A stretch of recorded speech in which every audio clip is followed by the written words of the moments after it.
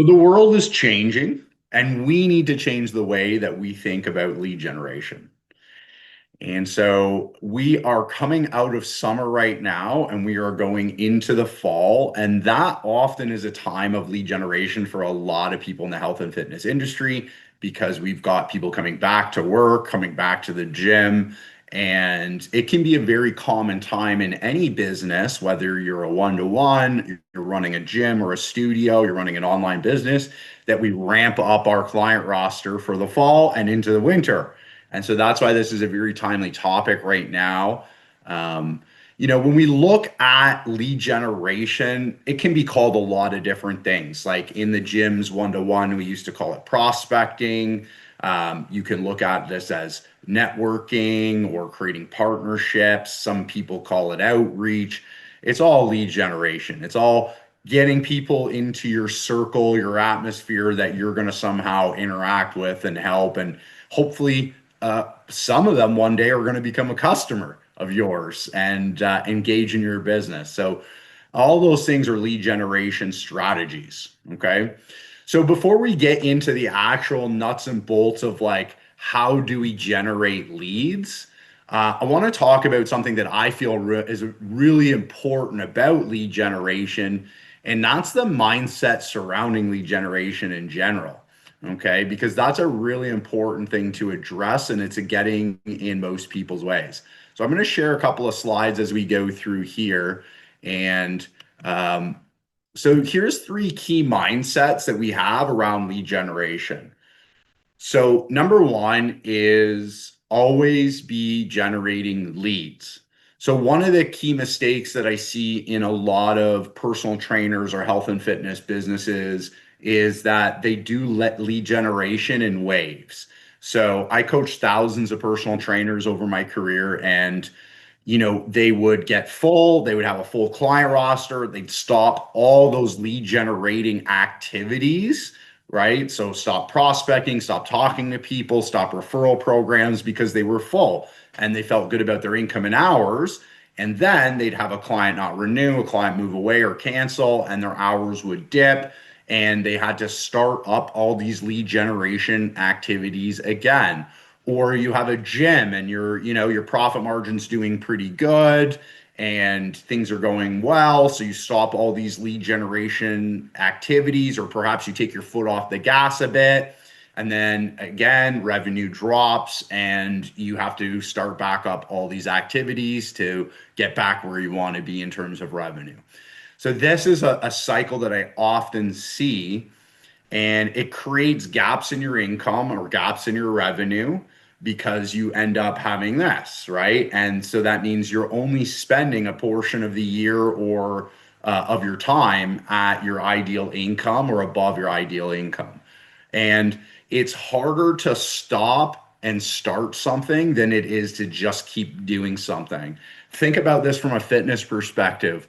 Like with your clients, you probably tell them, just be consistent, right? Even if you only get a small workout in, just be consistent because you know that if they get in the habit of missing the gym, then it 1 week or one workout turns into 2 weeks, turns into a month, right? And so it's the same thing with our lead generation activities. When we stop, it takes energy, effort, mental effort to get back doing these things again. So it's just easier to be doing them 12 months a year and not stopping to generate the leads. If you are full or if you are in a good place, there's always things you can do with these leads by saying, I'm not going to be taking them on right now. I'm just going to be nurturing these leads.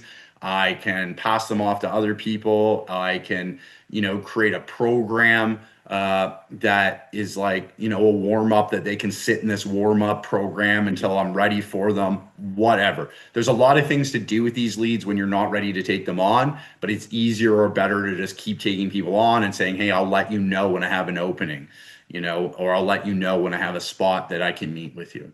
Okay, so that's the mindset number one, is that we should always be doing lead generation 12 months a year, every year of our career. Mindset number two, thinking about lead generation is like any problem in our business. So whether you're a one-on-one trainer, you're running an online business, you run a gym, we're going to have problems that happen. So we have big problems, small problems, but things are going to come up in our business. And we have to always think about these challenges in this lens. Why is this happening for me? Oftentimes we think this is happening to us and don't see it through the lens of why is this happening for me. And it's funny when I actually wrote this on the slide, I have Grammarly on my computer and it wanted to keep correcting the statement. It tried to keep correcting the statement to why is this happening to me? And I kept saying to the computer, no, I wanted to say, why is this happening for me? And so I had to correct it a few times before it realized that this is the statement I was actually trying to write. And that's how common it is. So why is this happening for me? When we lose clients or we're in a shortage of where we need to be, we lead generate to get, these revenue or our opportunities, income opportunities. And we have to look at this through the lens of why is this happening for me? Why am I going through this shortage? Everything in your business is happening to teach you a lesson, to give you a skill set that you don't have, to help you hone a skill set, to help you bring new people into your lives that you were meant to meet down the road. There's all these things of why this is happening for you and not to you. So think about your business, your situation, and why might this lead challenge be happening for you instead of seeing it as a curse. When we see something as negative, something that we have to do but don't want to, that's the energy we bring to it. The customer can tell, the client can tell, it reeks of desperation. We don't have that positive energy or attitude when we're communicating with people. But when we think like, this is happening for me because I need to meet new people. This is happening for me because I need some more adventure in my life. This is happening for me to hone my skills and get good at this. That's the energy we bring into all the things that we do in the interactions, and it's going to go much better. Key mindset number 3 for this is massive action, and massive is bolded there for a reason. So often in lead generation and often with other types of tasks that we have in our business, we take action, but we don't take massive action. So we say, okay, I need to lead generate, and we go out and we talk to one person. Or we say, I'm going to do some reach outs, and we DM or call 3 or 5 people. Whenever we look at this type of activity of lead generation, learning to get better comes from the doing. So we don't get better at lead generation unless we've done it a lot. And so we need to take massive action. Number one, because it's a volume game, right? We take massive action, we get more leads. Number two is we actually get better at this skill set of generating leads through the doing, through failing a little bit, through finding out better ways of doing or saying things, through adapting our approach. But we can't adapt our approach if we've only tried once or twice.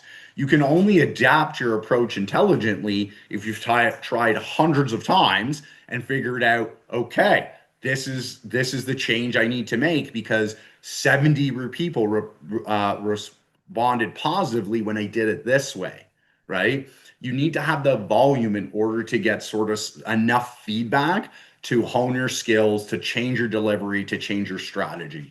So these are the 3 key mindsets when it comes to when we look at lead generation. So let's just do a check-in with your mindset right now. Okay. So if you have to generate leads this upcoming fall to grow your business, to add more revenue or more hours or more clients, where is your mindset at with those 3 things right now? Okay. Are you looking at this through the lens of, okay, I'm just going to always be lead generating no matter what's happening? And again, sometimes we'll do more, but when we're busy and stuff, we'll do a little bit less, but we're going to do it. We're going to do those activities. Okay. Are you looking at it through the lens of why is this happening for me, right? Are you bringing that type of energy to the task? And are you prepared to take massive action? Meaning, whenever you sit down, if I go out on the floor and I prospect, I'm not going to talk to 1 or 2 people. I'm going to talk to 10, 20, 30 people, okay? If I'm going to do outreach, I'm going to outreach to dozens of people, maybe hundreds of people. I'm going to do the volume that's going to teach me and help me learn, okay? So let's take those mindsets in, check your own mindset, and apply any corrections needed on that shift in perspective so you're in the right state in order to move forward with this. Okay, let's talk about our next part. So, lead generation has changed over the years and for a number of reasons.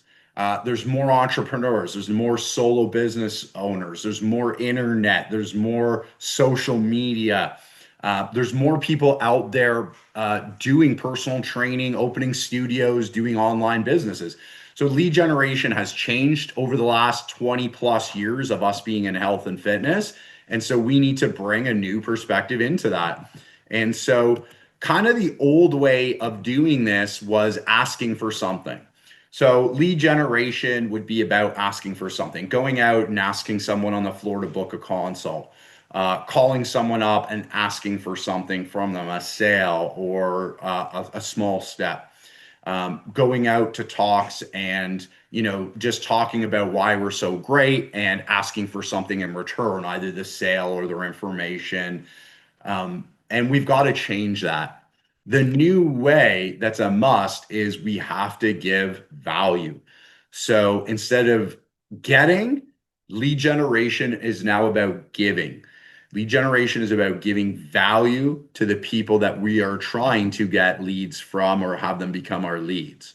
And so there's a lot of ways that we can give value, but that's the key. When you think about anything, any of the lead generation methods that we're going to be talking about today, you've got to think about it through the lens of what value am I providing to the person that I'm interacting with. So if it's a talk, right, you can't just frame a system and try and sell the system. The people in that talk need to get something. They need to have some sort of value from it in their lives. You need to solve some sort of problem for them or have them walk out with something actionable. If you're doing digital lead generation, what value are you giving? Right there, I've seen a ton of like these Excel spreadsheets that give no value. Here, download this Excel spreadsheet. And it's like, I could have done it in 3 seconds. Or they're giving you something that just provides you no value in your life, and people are getting and people especially in the last 4 or 5 years in this digital post-COVID world, there's a lot of that happening, and people are getting really turned off of these things. Or if I'm going out prospecting on the floor, right, I'm going out with the intention to like get something. I want to book a consult instead of I'm going to really give something to this person. I'm going to give them value today and help them move it even one step further on their journey today. So we have to look at all our lead generation activities, no matter what you're doing is, am I giving this person value from this interaction? And that's the lens that we have to look at it through. Okay. So how can I give value to people? How can I solve just one small problem for them? How can I instill confidence in them that they can do this thing, right? That I'm talking about. How can I give them one thing that they can take away and is actionable for them that they will actually be able to use? So whether it's through social media, through digital lead generation, in-person talks, whatever, however we're doing lead generation, we have to figure out how can we give value to that person if we want to get leads. If we're not giving value, you're going to find that the method is going to struggle. You're going to get a lot of no's. You're not going to get a lot of downloads, or you're not going to get a lot of results from the talks that you're doing because the value just isn't there. Okay. So that's important to any of the methodologies that we use. So the next thing that we need to think about is the continuum of fast and direct to slow and indirect when we're deciding how do we want to generate leads for our business. And this is going to also need to be seen through the lens of what type of business are you running. So am I running a digital business? Am I selling a digital product? Do I have a gym? Am I a one-to-one trainer? Because that's important to this lens as well too. But when we lead generate, it's important to understand that direct methods of interacting with people create faster leads. And so you see below that, the example is face-to-face. Like if I'm in the gym and I talk to Marilyn face-to-face and I can give her value on the spot right there, the chances that I get a lead out of that are much higher and faster because I'm there with her face to face. That's direct. Indirect methods of lead generation are often slow. They take time to warm up, right? But they can scale very fast, right? And the example being social media, right? So I can post on social media, or I can DM, or I can run an ad or whatever, but it often is slow. It's not a direct result, like that person's turning into a lead to me right away that day in that first interaction, or they're going to buy from me in the next, couple of days. That's just not the case, right? So with all those indirect methods of interaction, and indirect could be a billboard, indirect could be any kind of digital lead generation and stuff. And when you're speaking to a group, it's less indirect than when you're speaking one-to-one. So that's our continuum here, right? There's a lot of ways to generate leads. The key is what makes sense for you and your business right now at this time. It's good to use all these types of lead generation strategies over your whole career, but certain ones are going to be better for you at certain times. Let's talk about some examples of that. If I need to up my income right now, like, money's tight, bills are on the line, I'm going to go direct. I'm going to go and get my face in front of other faces because speed is important. I need to get some people on the roster or people into my gym in the next 30 days. And so I'm going to use a direct method of lead generation so I can turn that into sales because I need to make that income. If I'm in a good place and maybe I don't need the income, but I want to build my business for the future, maybe I will now incorporate more of these indirect methods that will generate leads for me long term because I'm not as concerned about making sure that these people are in my business tomorrow. Okay, so that's an example of it. Another way to look at this continuum is your time, right? So if I have a lot of free time, I'm only working 15 hours of client time a week, then I have more time to do direct, right? So then I have more time. I can do more direct things, face-to-face things. But if I'm busy, if I'm doing a lot of service, I'm servicing 30 plus hours a week, my business is flourishing, I'm still going to lead generate, but I'm going to use more indirect because I have a low amount of time so that indirect methods will do that thing for me. And it's okay if it takes a little more time to it leads into my business. Okay. And that's how we decide where on this continuum of direct versus indirect are we going to fall for our business. And that will change from time to time in your business. And it also changes with the type of business. If I'm a digital business and I'm selling to the world, I'm going to be using a lot of indirect methods because I'm not going to put my face in front of someone's face that lives in Europe, right? So it just doesn't make any sense that way. So the type of business, how urgent is the result that we need to get, and how is my time is going to dictate where do I want to fall on this continuum. But it's important for you to know at any point in your business, where am I at right now? And what type of methods should I use right now in my business? So hopefully that continuum there makes sense to everybody on the call here today on sort of where they should fall. And again, you're going to fall in different places at different times. Okay, so let's get into some actual lead generation strategies and talk about, okay, what are the different ways that we can actually generate leads? Okay, different methods. So there's a ton of ways to generate leads for ourselves, but they're going to fall under a few umbrellas. Okay. And so let's go through those umbrellas now, and then we can go into like more specifics about each of the umbrellas. So if we look at the lead generation methods, and this is not 100% all-inclusive list, but these are the main things that we're going to go over here today. You have your live lead generation methods. So face-to-face is a one-to-one, and it could be in the gym, it could be in a coffee shop, whatever. It's one-to-one somehow. And then also live, we have group methods. So group methods could be I'm running a workshop in my gym. I'm doing a sample workout for a group in my gym. It could be outside the gym. I'm doing a conference. I'm talking with a group somewhere. Okay, so these are different group methods. Okay, then we have digital methods versus the live. So these are anything that we're working with someone online somehow. So we have content-based digital methods. So content-based digital methods would be, posting on social media, one of the main channels, or any social media channel. It could be having a podcast, having a YouTube channel. These are all just different content based where people absorb your content and say, I like what this person has to say, and I want to engage or interact with them more. Okay. And then the second way is information gathering digitally. So information gathering digitally is where we have some sort of download, where people give us their information for the download. People are opting into our newsletter.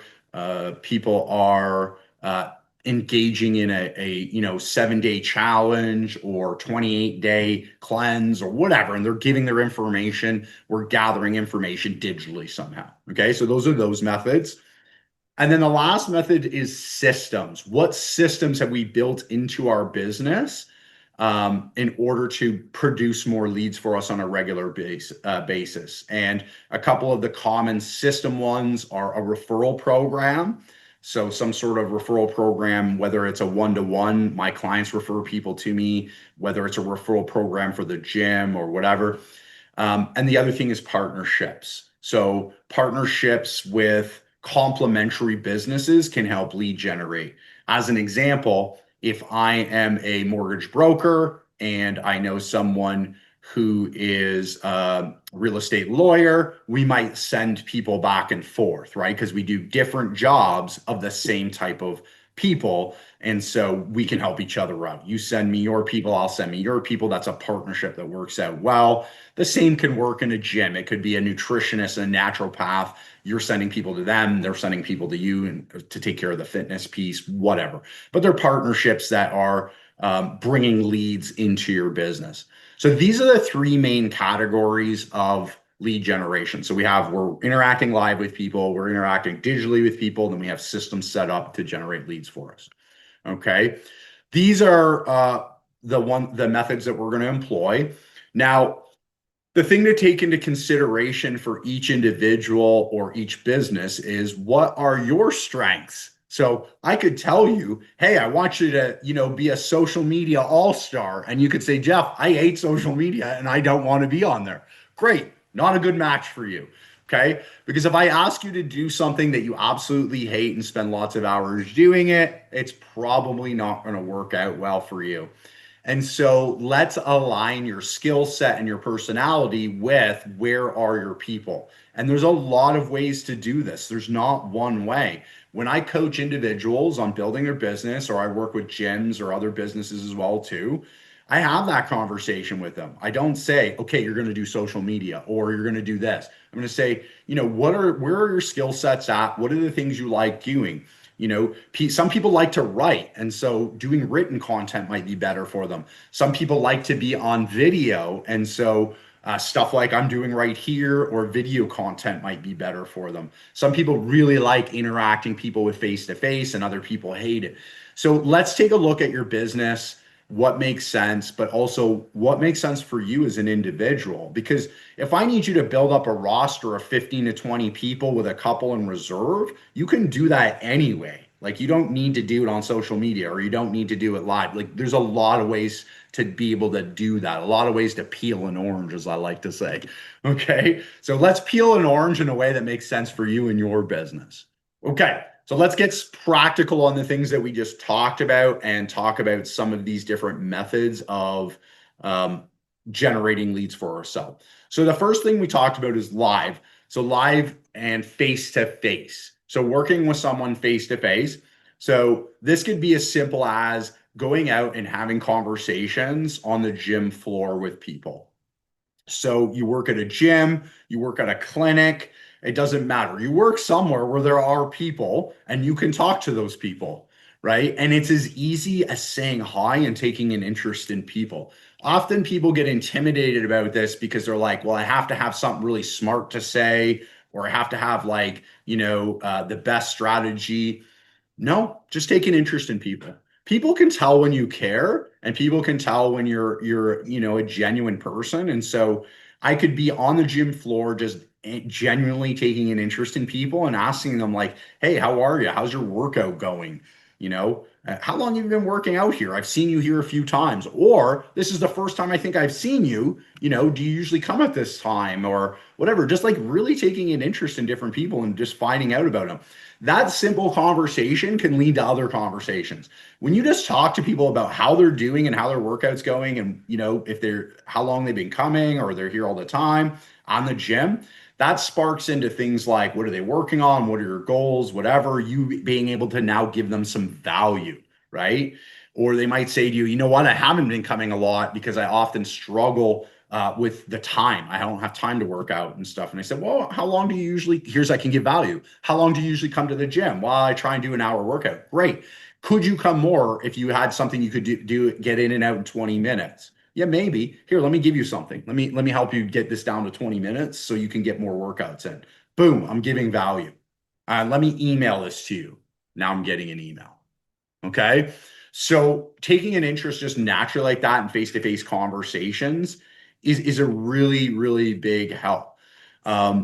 You're talking to people, you're giving value, and then you're going to send them something. That's what I like to do is I always like to follow up with sending something, and it could be something additional. Like I may have talked to you about your 20-minute workout, how to get this down, and say, I have some articles on this and I have some other things that I can send you on this, but they're in my office, they're on my laptop. Can I get your email and can I send this to you?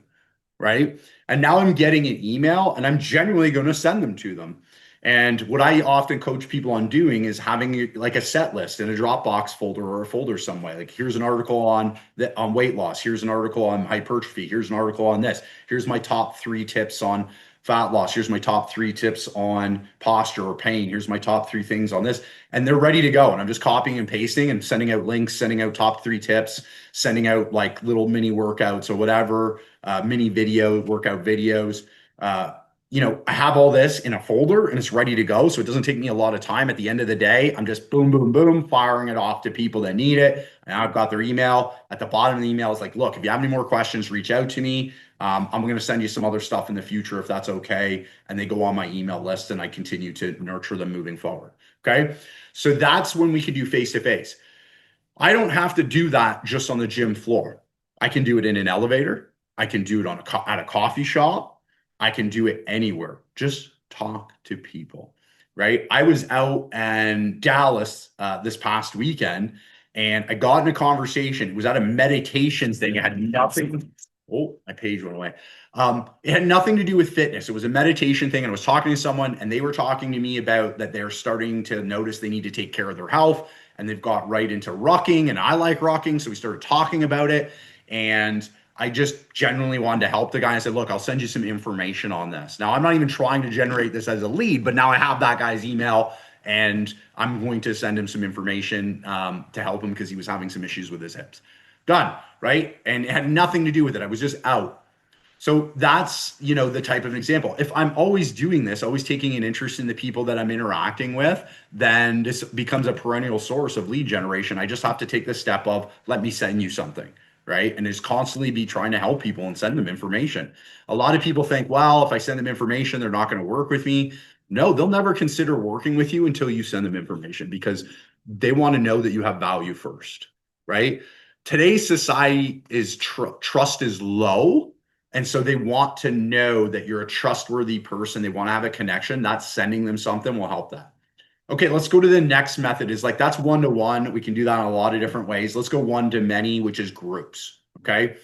Running workshops at your location on different topics. Do a monthly one, all 12 months a year. 12 months a year, workshop, free for the members, rotate the topics, right? You take one Saturday or Friday afternoon a month and you just do it. It's a way of giving back. It's a way of staying connected with people. And you're just giving that intro level on whatever it is. So how to get rid of back pain, how to prevent running injuries, how to build muscle, how, nutrition tips for this, whatever. It doesn't matter. Rotate the topics. People will start to know like every third Friday, Jake runs a seminar. I should go if I like the topic and they will tell other members about it. It's free. I interact, I give value, I get leads. Okay. And so I'm lead generating 12 months a year. It's just at the end of the workshop, I'd love to send you this information, short form, write your email down. I'll send it to you. right? Or you can even start right away at the end if someone comes up and asks a question and you talk to them and say, hey, let's book a consult. Let's go further into depth into this. Okay.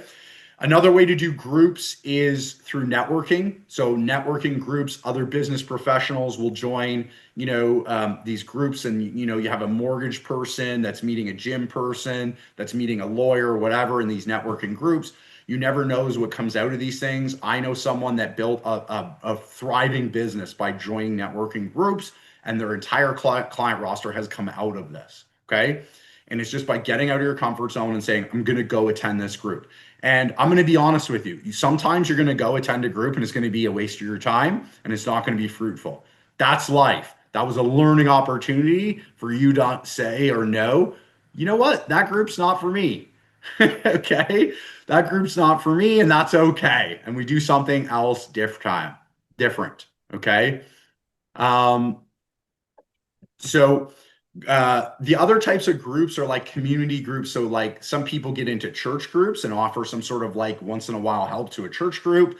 It could be a women's group. It could be a business group. It could be anything.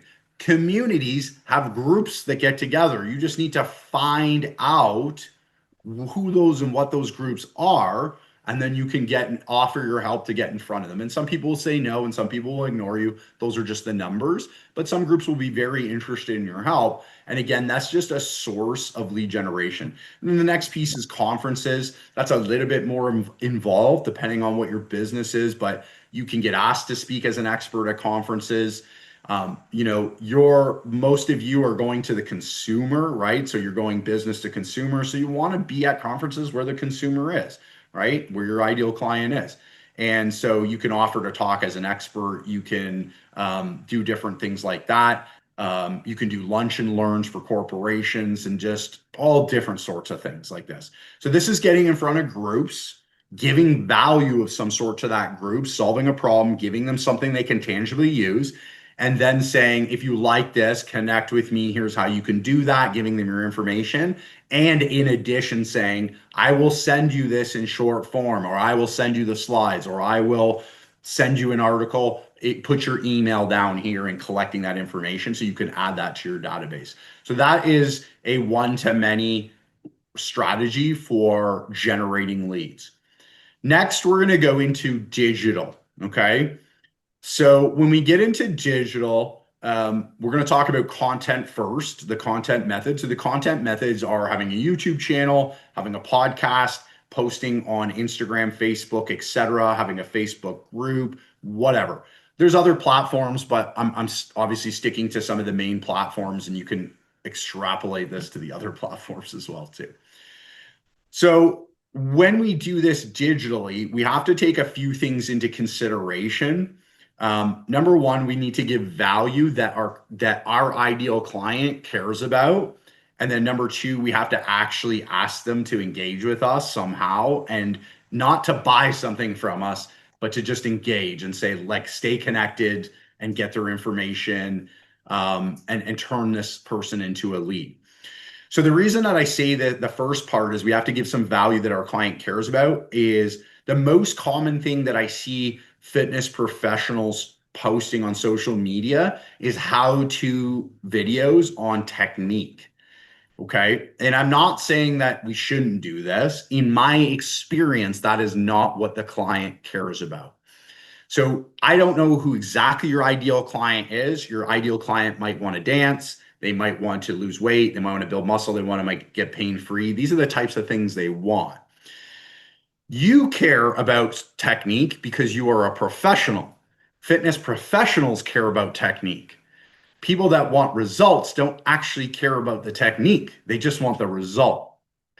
So when we post videos and we say, here's how you can squat better, okay, maybe, but instead, could we say, here's how you can get the result you want? So let's say my client wants to lose weight, right? Instead of saying, here's how to squat better, I could post, 3 ways to shorten your workout so you can be consistent and lose weight. And now I'm giving them like quick solutions for when they don't have time to do a full workout, doing a mini workout and staying consistent on their weight loss journey. So what I'm doing in that type of post is I'm actually providing value that they'll care about. I don't have time. I'm a busy professional. I do want to lose weight. So Jeff helped me because he gave me 3 different ways that if I don't have time to work out today, that I could actually still do something that helps me contribute to my goal. So you want to think about it from that standpoint as like, what are they actually taking away or giving for that? You apply that same sort of thinking to your podcast, your YouTube channel, to your blog, if you're writing content, you know, getting into the weeds on the science piece may not be the best strategy if you're going to the consumer. Think about your consumer's pain points, think about their desired outcomes, and think about their roadblocks, what stops them from getting those desired outcomes, and help them solve those issues. Okay. And that's what you want to create your content around. So we put content up there. We try to give value. Hopefully, we are giving value to them. And then every so often, like Gary Vaynerchuk, the famous social media mogul, has a book. It's called Jab, Jab, Right Hook, which means we need to give, ask. Give, ask. Which means every 4th post, every so often, every 2 weeks, whatever, we're like, hey, if you like this, download my thing. Or if you like this, DM me your favorite part. And now you're starting a conversation where you get their email or, whatever. Every so often we have to ask them to engage with us so we can turn this into a lead and get their information. But we'll know that if we're giving value, if nobody's converting into leads, that means people aren't really seeing the value from what we're doing. Because if we're giving value, some people are going to say, yeah, 100%, I'll give you my email for that download, or yeah, I will DM you, or whatever. If we're giving value, a percentage of the people seeing our content or consuming our content will engage. And that's how we know we're giving value. So that's the content strategy. That takes time. People have to absorb a couple of different pieces of your content before they're ready. And that's why this is on a slower scale. Then we have the information gathering piece of the digital piece. So this is your, ebook, download checklist, webinar, challenge, whatever. We're saying, give me your email, your phone number, and I'm going to give you X. So these methods all work when you know how to do them well. But the caveat of this is they wear out. And so you need to be able to adjust your approach. Okay. And so you might for 6 months run some webinars and then you switch it over to a challenge or you give a download or whatever. You're taking the same help content and you're giving it different wrapping paper. The wrapping paper might be how you package it, the messaging, the images you use. The wrapping paper might be, well, I'm going to do a challenge instead of a webinar. So these things get fatigued. If people are paying attention to you and they are actually digitally in your world somewhere, they will see you've been doing this for a while and you need to change it to get a result. It's the same way as if, a client comes in and you're like, yeah, we're just going to do foundation phase for the rest of your life. They're going to be pretty bored. So let's do some other stuff. Let's do some boxing. Let's do some powerlifting. Let's build some muscle. Let's do something, not just because that's the goal, but to keep the client engaged. And so it's the same thing with your audience there. So they all work. They're all good if we're doing them well. If we're giving value, they will work. Like if we genuinely give people value through these delivery methods, either the challenge, the webinar, I've noticed that webinars, have hit a fatigue, and one of the reasons is there's so many people running webinars that give no value to the customer, and so people just don't want to go on webinars anymore. But if you did a Zoom session or something where people were genuinely getting takeaways for themselves, they would show up for other stuff, right? And so if you're generally giving value, they are going to work. If you've got your messaging right, meaning you know how to speak to your ideal customer, they're going to work. But you do need to rotate them and you do need to change the wrapping paper because they all do work, but they all do fatigue as well too. Okay.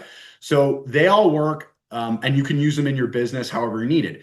If I'm running a digital business, like an online coaching program or whatever, I'm going to need to generate way more leads than if I'm one-to-one and need 15 clients.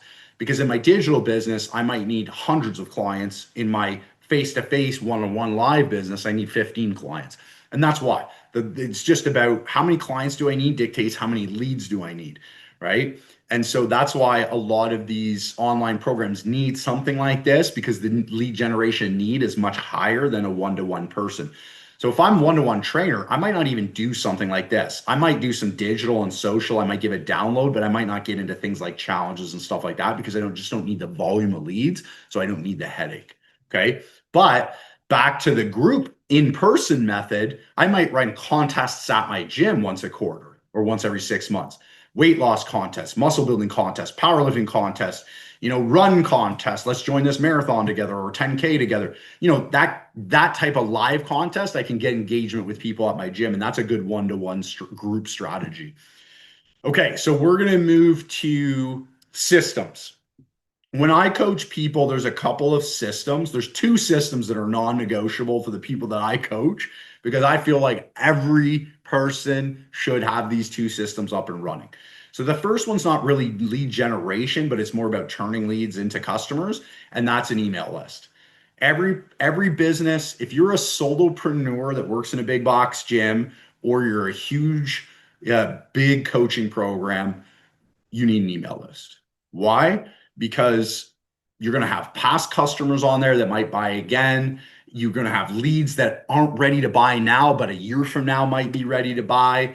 And you're going to talk to people all the time at coffee shops and groups and in the gym and stuff. And you need a way to organize this. So you need to keep an email list. And then you decide, how do I want to nurture that email list? And that's just more about the time and effort you want to commit to it. It can be weekly, monthly, once a quarter, whatever. It doesn't matter, but you're going to nurture that. That email list, having an email list gives you customers to talk to that, hey, I need clients tomorrow. Let's reach out, right? Or I'm just going to nurture them because I'm pretty good. And when I need clients, I'll say, hey, I have 3 openings, right? So always keep an email list. That's a system that everybody should have. You have CRMs that are more cost affordable these days. Okay. Like things like Brevo and stuff like that are like back-end CRMs. But honestly, like if you're just a one-to-one, like grassroots, Excel spreadsheet, a Google account and an Excel spreadsheet, good enough. Copy and paste emails, boom. You have your Excel spreadsheet as their name, their email, and maybe some notes. That's it. It doesn't matter. Just have a list. So that's number 1. That's not really lead generation, but it's helping you manage those leads. Number 2 is a referral program. Everybody should have a referral program. So if I'm just a one-to-one trainer, I don't want to say just, but if I'm saying I'm interacting with just a smaller group of people, 10, 15 people, what's my referral program? Because I should have one, right? So if my client refers me their friends and family, what benefit do they get and do they know about it, right? And so it can be simple. I'll give you an extra free session. I'll give you a percentage off. You get a bonus gift. Whatever. I'll buy you a sweater. It doesn't matter. But it should be something, and all your clients should know about your referral program. And then the bigger your company gets and the more you need leads. So if I run a gym, I'm bigger than a one-to-one. My referral program should be a little bit better, right? So it's like, I was coaching a gym that was bringing in people, and I was like, look, I would give away hundreds of dollars for a referral, because every person that comes in and signs up, right, is worth probably thousands to that gym, because they're going to keep a membership over time. So I would say, don't give them cash, give them credit, right? So this particular gym had a juice bar and they had swag and stuff like that, and say, look, I'm going to give you $200, $300 in credit. And you're going to put it on their account, but they can only buy from you with that credit, right? So you're making some of that money back. And so they're buying shakes, they're buying supplements, they're buying swag, whatever, and you're making a margin on that. So you're getting some of your money back. But you're making thousands off of that. If I give you 250 and you give me a client that's worth over the next 12 months $1,000 to make my gym, great. We've just had something successful. So there, and then, even if you're a digital program, again, you should have some sort of referral program. So always have a referral program of some sort, and make sure your clients know about the referral program. There's no point in having one and nobody knows it exists. Okay.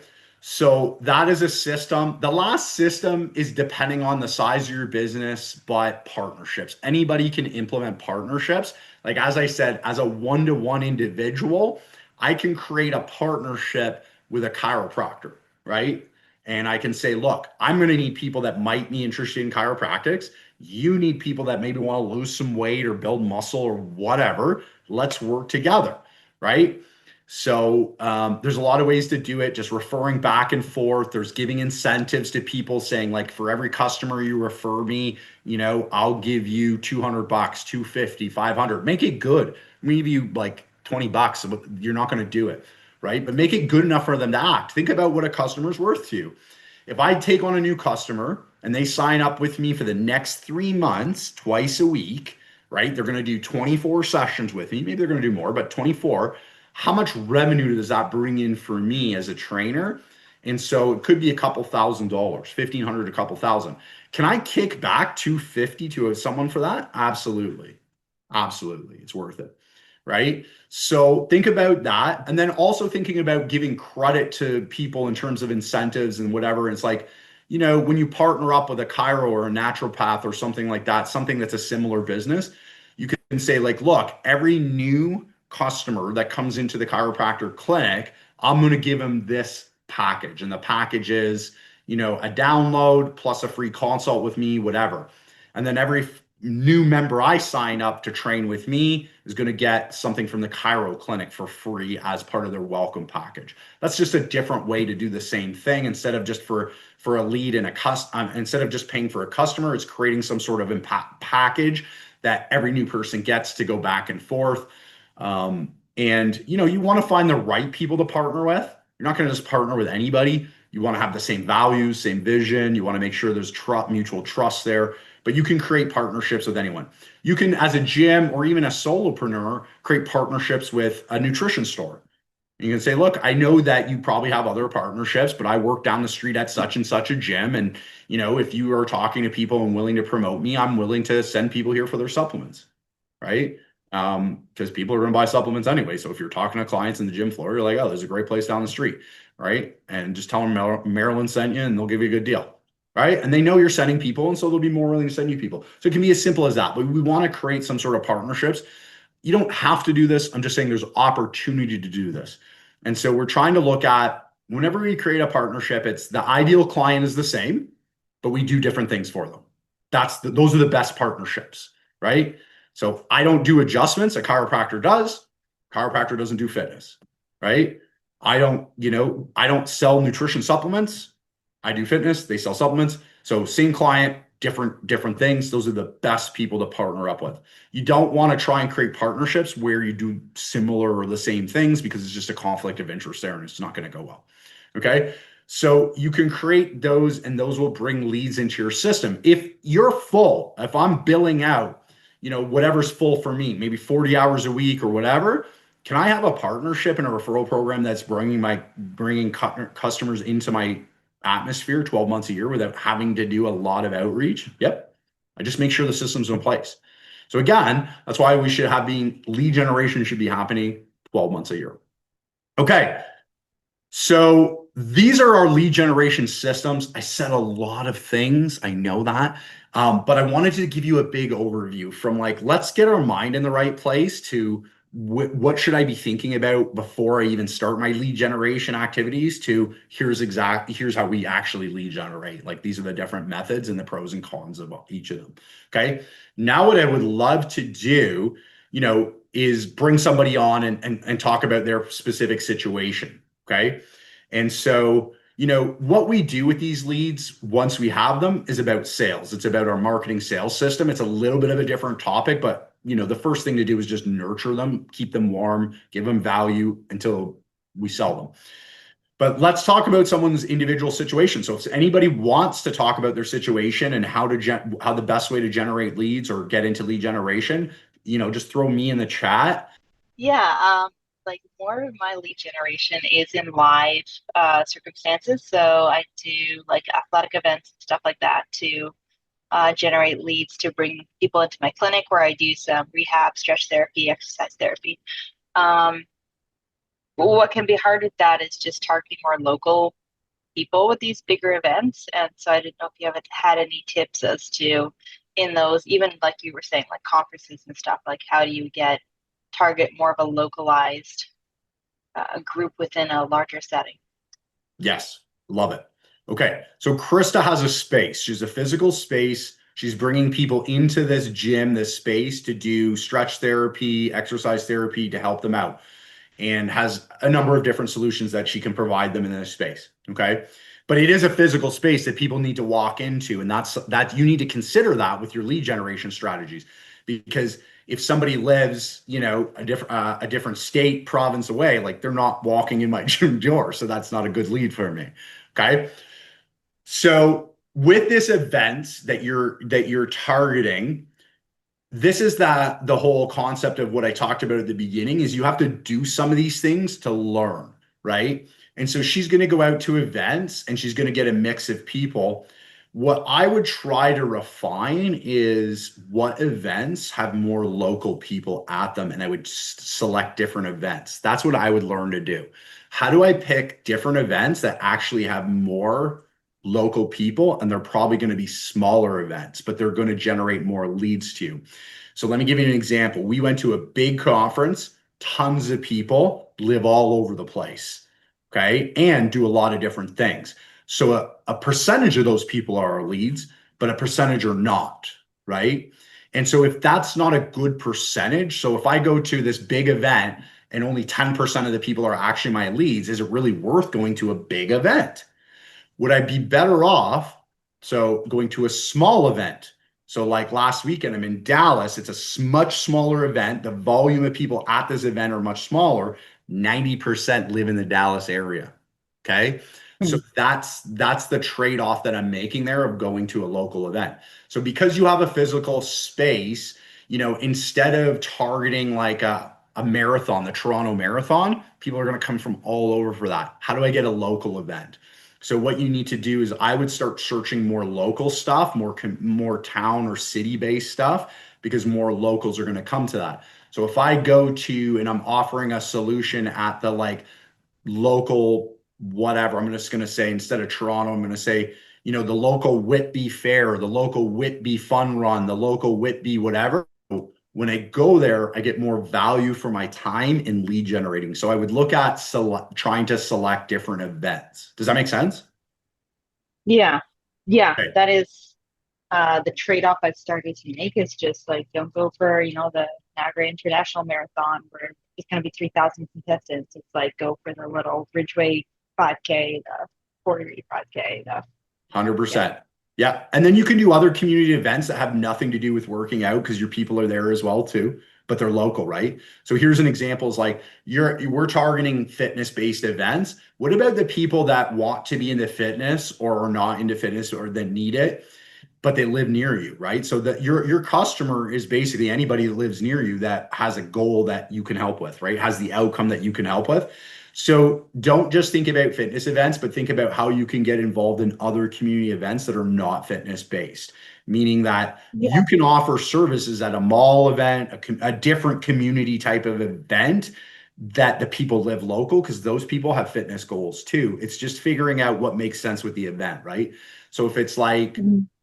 if it's a town fair or whatever, think about what other kind of booths are going to be there and how might I incorporate myself in a fun way to that, but they're 100% local, right? And you might go one time and be like, look, none of these people cared about fitness. This was a waste. But you might go somewhere else and, a lot of these people care about fitness, right? So, think about this. Like, as an example, I was helping another business that does yoga. And so we targeted like, there were events that were like craft fairs and there were like, things that did herbal stuff, nutrition stuff. A lot of their ideal client was a 40-year-old woman, like 40s woman that was into yoga and taking care of health. A lot of those people were at that event. It wasn't a fitness event, but it was a place where their ideal client, a lot of them did show up and it worked out for them. So don't limit yourself to fitness events, but think about, if it's a drinking contest, maybe that's not the place for you, right? Like, or a hot dog eating contest. You're like, yeah, maybe the person who wants to gouge 40 hot dogs isn't my ideal client. But, you know, think about where your ideal client might be, but don't limit yourself to fitness events. And then when you go to events, you can have some sort of pre-qualifier. Okay. A pre-qualifier means you're talking to someone or they walk up to a booth or they walk up to engage and your first question is, or there's some sort of qualifier to a giveaway or entering a contest, you got to be local to the area. So you want to enter the contest? That's amazing. Are you from Whitby? Oh, it's open to only to local people. Sorry, because it's a live thing you have to show up for. And so you're pre-qualifying all the leads you're getting as to it's just putting a pre-qualifier on the lead generation. Does that make sense? And you by doing Yeah. you're only taking in leads that are useful for you. Okay. Mhm. So those are a couple of ways to make going out to groups and events more valuable for you, and you get a better return on your time invested. And when you run a brick and mortar place, like a physical place like you, you only have so much time, so you have to sort of get a handle of one thing at a time as a business owner. But I would also recommend having a variety of strategies. So your particular business, I would have those groups that I would do 100%. And then I would also do some passive lead generation, which is partnerships, something digital. You should have something digital in place and stuff like that too. Maybe you do. I'm just saying with your type of business, you want to have some live stuff, some digital stuff, some partnerships or system stuff, and maybe do one of each and just do one. Don't do too many, but do one of each and do one each well. Does that make sense? Yeah. Okay, great. Well, thank you for coming on. So that's a good example of saying, okay, I want to generate some leads for my business. This is where my business is at. And now how do we custom tailor that for Chris's individual situation? Just the same way, like lead generation needs little tweaks and customizations for every individual person's business or who their characteristic is. That's why I'm not a huge fan of like templated type courses or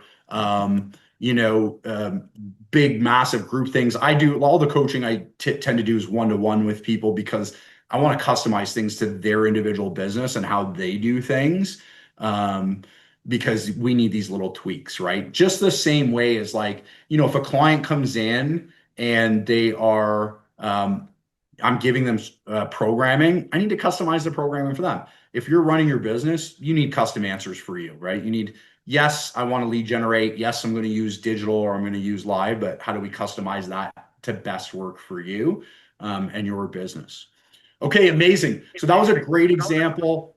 I'm sure there are other examples of this. But I really appreciate all of you jumping on with me today and spending some time doing some lead generation. It's been a blast.